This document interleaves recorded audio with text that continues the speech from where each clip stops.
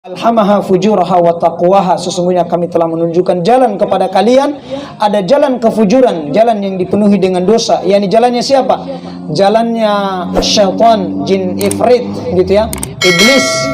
Dan ada jalan ketakwaan yang telah ditunjuk oleh baginda Nabi sallallahu alaihi wasallam, yang diikuti oleh kalangan para sahabat dan para salafus saleh, orang-orang yang saleh yang mengikuti mereka.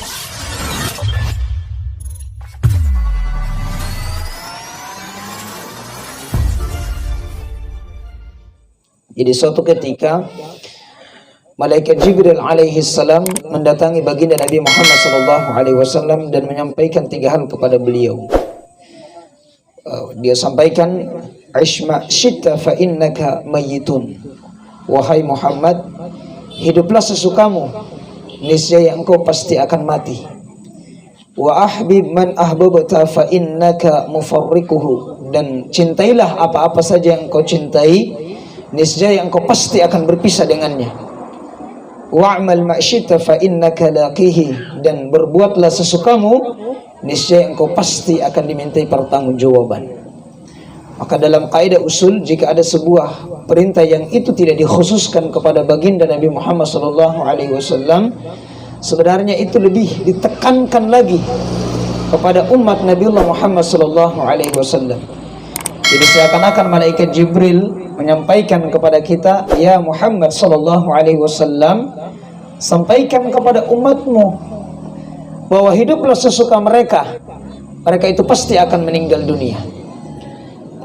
Dulu kita kenal ada kaum-kaum terdahulu, ada Ashabul Aika, ada kaumnya Nabi Lut, ada Fir'aun dan kaumnya, ada Raja Namrud.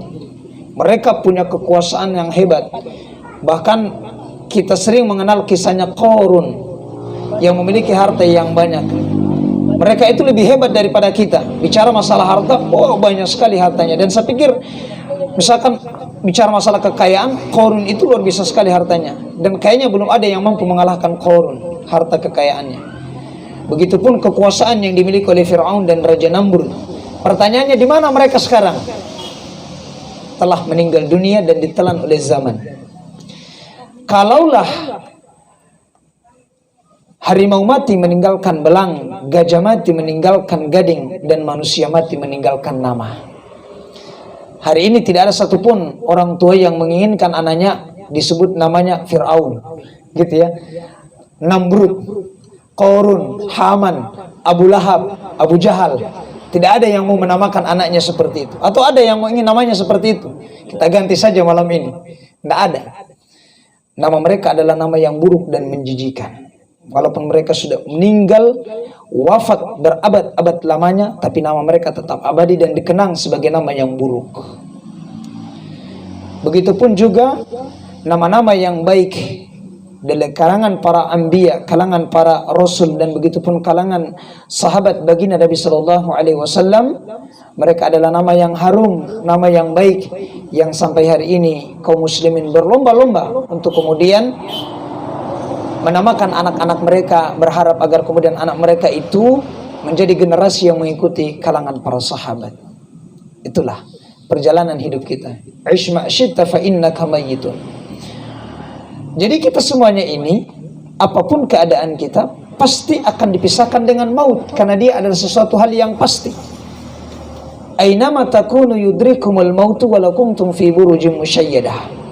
Dimanapun engkau berada, kata Allah, walaupun engkau bersembunyi di dalam benteng yang tinggi lagi kokoh, maka pasti kematian itu akan mendapatimu. Jadi kematian itu, teman-teman sekalian, dia tidak pernah menilai apakah dia anak-anak muda, belum balik kah, ataukah dia baru berusia 16 tahun, apakah sudah tua, sehat, sakit. Kalau sudah datang waktunya, maka tidak akan ada satupun yang dapat mengundurkannya. Kita ini masih berharga karena roh itu masih ada di dalam jasad kita. Nah, kalau roh itu sudah berpisah dengan jasad kita, maka jasad itu harus segera dikebumikan. Dan tahukah kita kalau jenazah itu kalau sudah dimakamkan, maka yang pertama kali hancur itu dan membusuk itu adalah mata, karena dia berisi cairan. Kemudian usus-usus, apalagi organ-organ tubuh kita. Kemudian daging kita akan dimakan oleh cacing-cacing tanah yang selama ini kita banggakan dan kita rawat. Begitupun juga tulang belulang akan rapuk dimakan oleh tanah. Maka datanglah Ubay bin Khalaf kepada baginda Nabi Shallallahu Alaihi Wasallam. Sebenarnya dia ingin mengejek baginda Nabi. Dia membawa sebongkah tulang yang telah rapuk dimakan oleh tanah. Dia datang di hadapan baginda Nabi Shallallahu Alaihi Wasallam sambil dia hancurkan tulang itu dan ia sampaikan, ya Muhammad, apakah benar Tuhanmu akan menghidupkan kembali tulang belulang yang telah rapuk dimakan oleh tanah ini, sambil dihancurkan tulang itu? Maka wama yantiqu 'anil hawa in huwa illa wahyu yuha. Tidaklah apa yang disampaikan oleh baginda Nabi bukan berdasarkan hawa nafsunya, kecuali wahyu yang telah Allah wahyukan kepadanya. Maka turunlah malaikat Jibril alaihi salam menurunkan firman Allah dalam Quran surah Yasin ayat 79. Qul, katakanlah wahai Muhammad sallallahu alaihi wasallam kepada Ubay bin Khalaf dan kepada sesiapa saja yang meyakini bahwa setelah dia meninggal dunia tidak akan dihidupkan kembali. Qul yuhyiha alladhi ansha'aha awwala marrah wa huwa bikulli khalqin alim.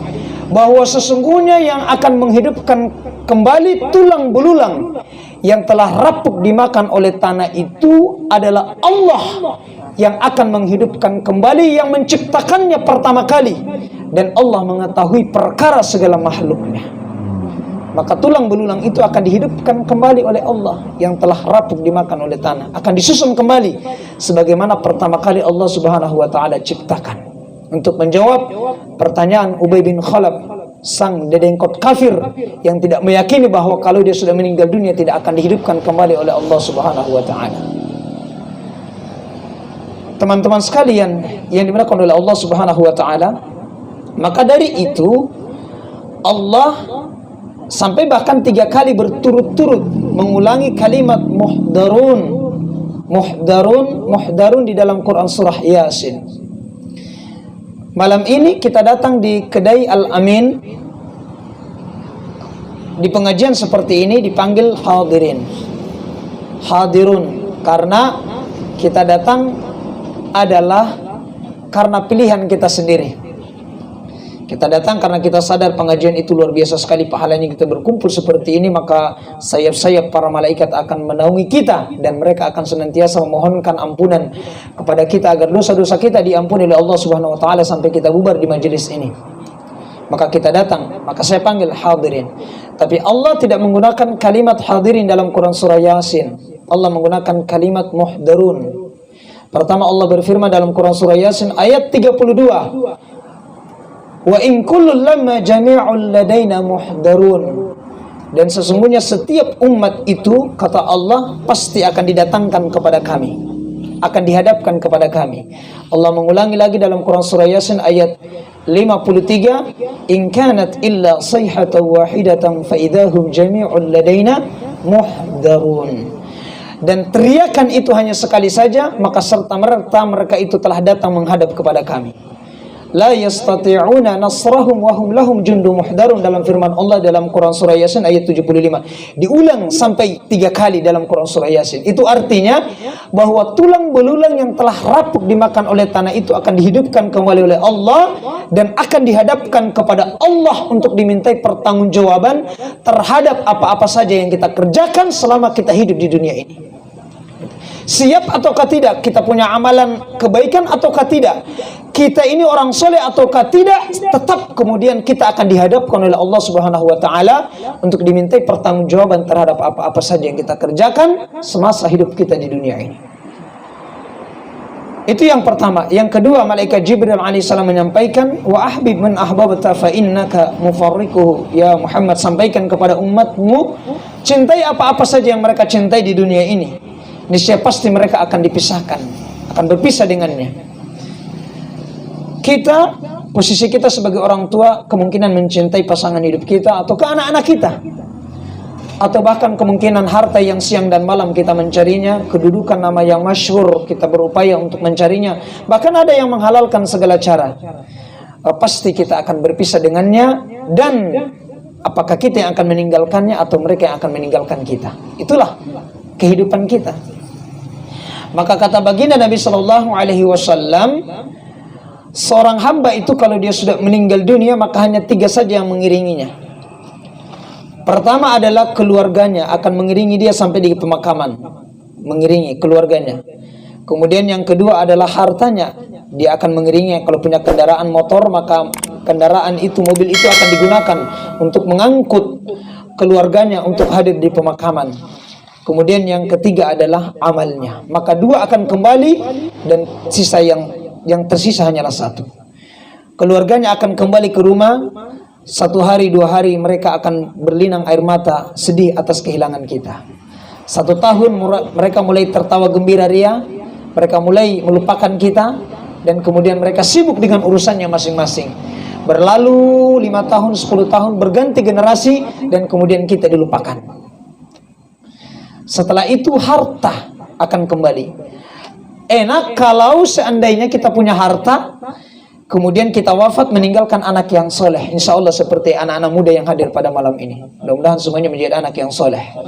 Wa waladun solihun. Kalau orang tua wafat, dia meninggalkan anak yang soleh, maka Masya Allah, itu adalah investasi yang terbaik, peninggalan yang terbaik, dan tabungan yang terbaik yang didapatkan oleh orang tuanya. Sampai-sampai Rasulullah SAW menyampaikan, anak Adam itu kalau dia meninggal dunia maka terputuslah amalnya kecuali 3 perkara. Salah satunya adalah wawaladun solihun, adalah anak yang soleh yang senantiasa mendoakan orang tuanya. Itu yang tidak akan pernah terputus pahalanya, insya Allah. Maka dari itu kalau kita mendoakan orang tua kita, Allahumma ighfirli wa liwalidayya warhamhuma kama rabbayani shaghira. Ya Allah, ampunilah dosaku dan dosa kedua orang tuaku, sayangilah mereka sebagaimana mereka menyayangiku sewaktu aku masih kecil. Maka orang tua kita otomatis akan mendapatkan pahala, baik dia masih hidup, wabil khusus kepada mereka yang telah meninggal dunia. Itu luar biasanya anak yang soleh. Coba bayangkan pahala yang didapatkan oleh orang tua kalau dia meninggalkan anak yang soleh. Anaknya ketika datang panggilan azan, hayya 'alas shalah, hayya 'alas shalah, dia kemudian bergegas menunaikan salat ke Masjid Al-Amin yang terdekat di sini. Waktu subuh dia melaksanakan salat sunnah qabliyah subuh, dan pahalanya itu salat sunnahnya saja lebih baik daripada dunia dan segala isinya. Maka anak yang soleh dia salat sunnah qabliyah subuh, salat sunnah 2 rakaat saja sebelum melaksanakan salat subuh, maka dia akan mendapatkan pahala lebih baik dari dunia dan segala isinya, dan otomatis orang tuanya mendapatkan pahala seperti itu. Maka luar biasa anak yang soleh dan soleha. Maka harta itu akan kembali. Kalau dia meninggalkan anak yang soleh, punya harta, insya Allah harta itu akan digunakan untuk beramal soleh.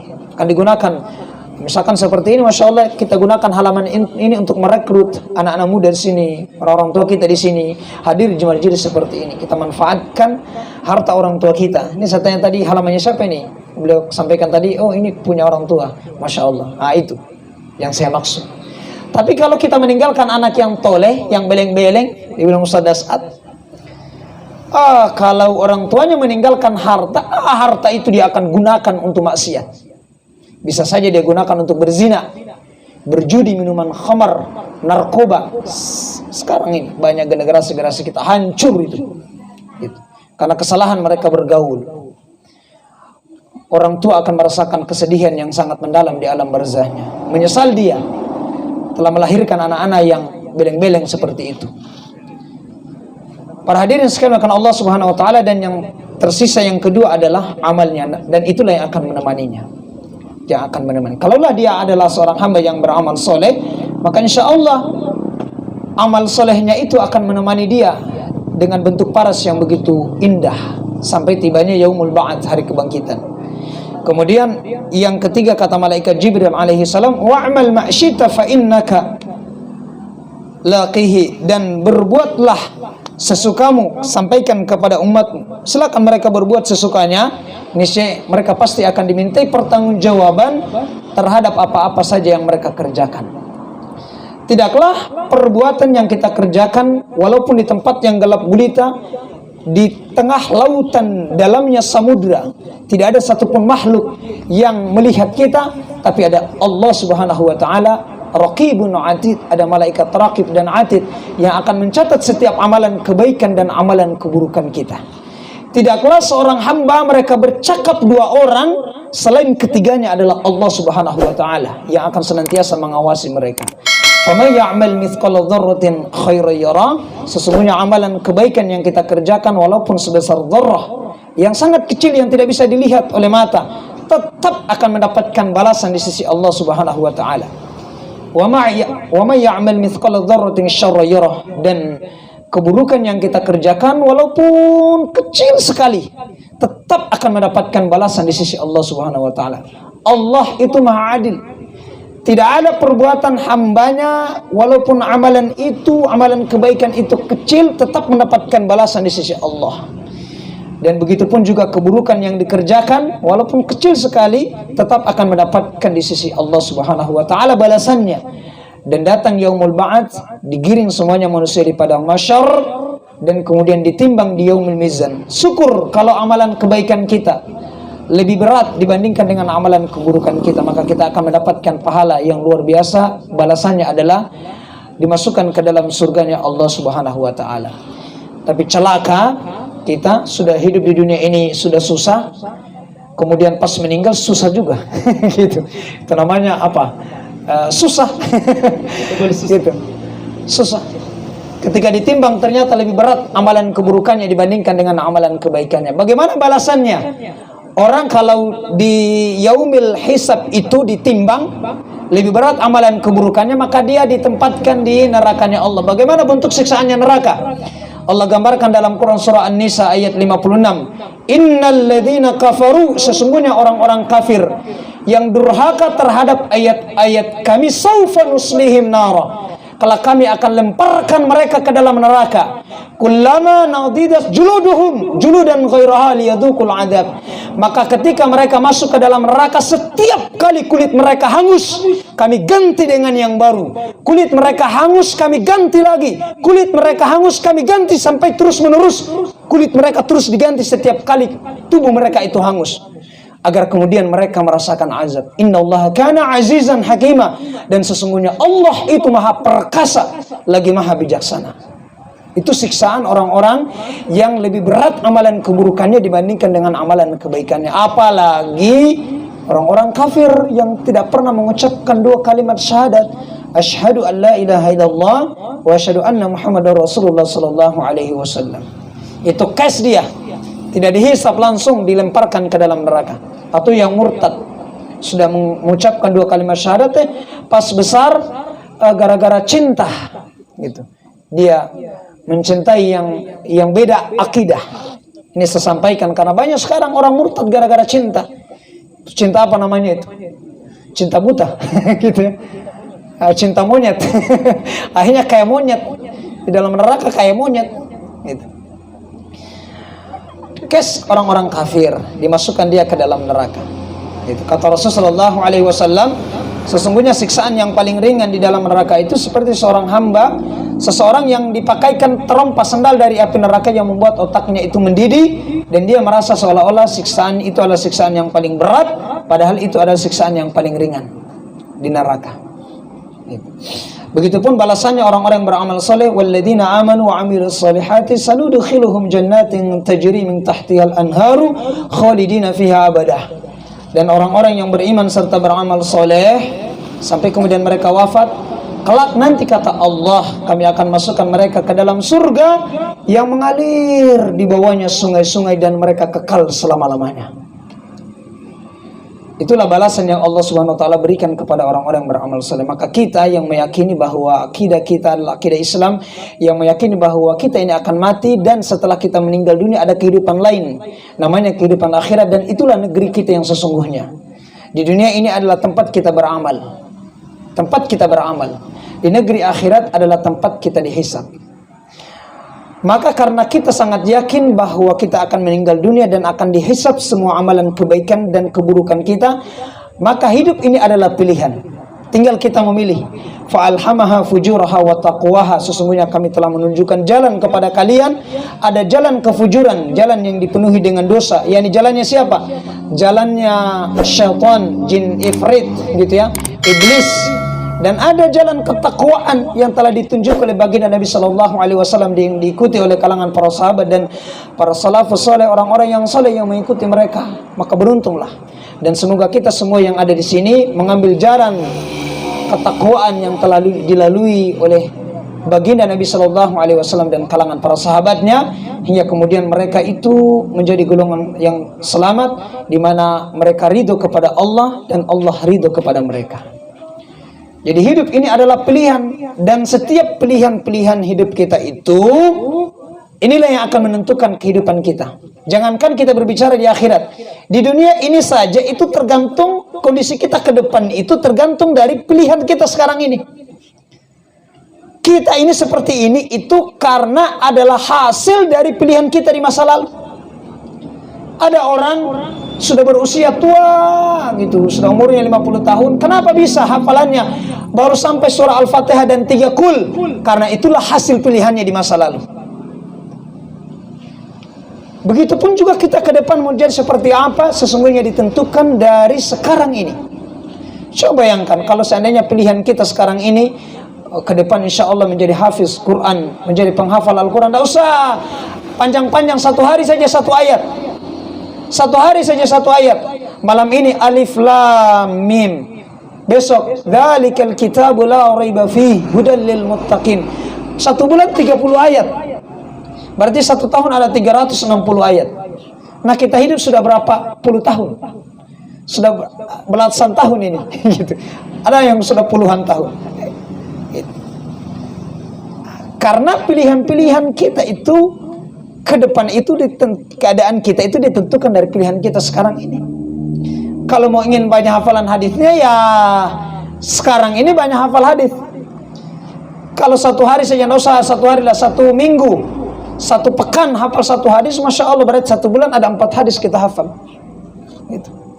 Tapi kan masalahnya terlalu banyak santainya, terlalu banyak nongkrong dan santainya. Jadilah seperti ini. Keadaan kita sekarang ini adalah gambaran dari pilihan kita di masa lalu. Itu kita belum berbicara masalah negeri akhirat. Para hadirin sekalian karena Allah Subhanahu wa taala, maka banyak kalangan para ulama terdahulu yang sangat memahami bagaimana kehidupan akhirat itu, maka mereka menjalani masa-masa muda mereka itu sampai mereka menjadi ulama yang luar biasa, ulama yang hebat. Karena itu adalah hasil dari pilihan-pilihan mereka sewaktu mereka masih kecil. Ada kisah yang sangat masyhur bagaimana kisahnya Imam Al-Ghazali rahimahullah. Imam Al-Ghazali itu ketika teman-temannya, ya kita sebut saja sibuk main kelereng lah, walaupun di zaman itu tidak ada kelereng. Sibuk main-main. Tetapi Imam Al-Ghazali senantiasa menghadiri majelis-majelis seperti ini. Menghadiri majelis-majelis para ulama. Untuk kemudian mengkaji kitab-kitab kalangan para ulama. Menghafal hadis Rasulullah SAW. Ketika Imam Al-Ghazali kecil itu menjadi dewasa, seumurannya itu mereka terheran-heran, ya Al-Ghazali, mengapa engkau hari ini memiliki ilmu yang begitu hebat, yang begitu luar biasa, padahal kita ini seumuran. Disampaikan Imam Al-Ghazali, ini karena hasil pilihan saya di masa lalu. Kalian dulu banyak santainya, saya banyak menghafal Al-Quran, hadis, dan menghadiri majelis-majelis seperti ini. Hingga kemudian beliau besar, menjadi ulama yang besar, dan menulis banyak-banyak kitab yang hari ini sampai sekarang masih terus kita nikmati karya-karya beliau. Para hadirin sekalian makan Allah Subhanahu wa taala, maka kita yang Allah berikan kesempatan hidup, dan Allah telah berikan kita pilihan-pilihan dalam hidup ini. Apakah kita menjadi orang soleh ataukah tidak, tergantung dari pilihan kita. Maka marilah kita menempuh, memilih jalan orang-orang yang soleh, agar kemudian kita menjadi orang-orang yang beruntung baik dalam kehidupan dunia ini maupun dalam kehidupan akhirat. Apa hidup di dunia ini hanya sebentar saja. Kesusahan yang kita jalani hidup di dunia ini hanya sebentar saja. Hanya sebentar saja. Karena memang kita hidup di dunia ini adalah tempat kita beramal. Alladzi khalaqal mauta wal hayata liyabluwakum ayyukum ahsanu amala. Sesungguhnya kami menjadikan mati dan hidup di antara kalian adalah untuk sebagai batu ujian. Allah ingin menguji kita siapa yang terbaik amalnya. Kalau Allah bandingkan satu hari di akhirat itu sama dengan 1000 tahun di dunia. Dalam Quran surah As-Sajdah ayat 5. Kalau kita hidup di dunia ini, insya Allah umur kita sampai 70 tahun, dibagi dengan 1000 tahun, ya kita hidup palingan sekitar 2 jam lebih. Kalau kita mengambil hitungan kehidupan akhirat. Tahu tidak? Penghuni neraka itu dimasukkan ke dalam neraka 1 detik sama dengan 48 hari di dunia. 48 hari di dunia. Bayangkan itu. Sementara siksaan itu tidak pernah berhenti. Dan ini adalah bagian dari akidah kita. Kalau ada yang tidak meyakini adanya neraka atau surga, kafir dia. Otomatis. Karena ini adalah bagian dari akidah kita yang harus kemudian kita yakini. Maka kita yang sangat yakin, yang sudah ditanamkan sejak kecil oleh orang tua kita, bahwa kalau kita hidup ini hanya untuk beribadah kepada Allah, dan setelah kita wafat Allah hanya menyiapkan 2 tempat, yakni surga dan neraka. Harusnya kemudian kita memilih jalan orang-orang yang telah diridhoi oleh Allah Subhanahu wa taala, mengikuti millah Nabi Muhammad sallallahu alaihi wasallam, mengikuti Al-Qur'an dan As-Sunnah, dan senantiasa bergabung dengan orang-orang soleh, berteman dengan orang-orang soleh. Masya Allah, kita bersyukur dengan adanya kedai Al-Aman seperti ini. Masya Allah, kita bersyukur sehingga kita kemudian bisa hadir di tempat ini. Dan semoga Allah Subhanahu wa taala melalui majelis-majelis seperti ini bisa membuka hati dan pikiran kita, membuka kalbu kita, agar kemudian kita menjadi orang-orang yang memiliki hati yang bersih, yang senantiasa Allah Subhanahu wa taala tuntun hati kita untuk senantiasa beribadah kepada Allah Subhanahu wa taala. Kita istiqomah sampai kemudian Allah mencabut nyawa kita, hingga kemudian harum nama kita. Bukan hanya di dunia ini, tapi harum nama kita di langit. Disebut-sebut oleh penduduk langit, oleh para malaikat, dan mereka menjadi saksi bahwa kita ini adalah orang-orang yang soleh, karena tidak salah kita memilih.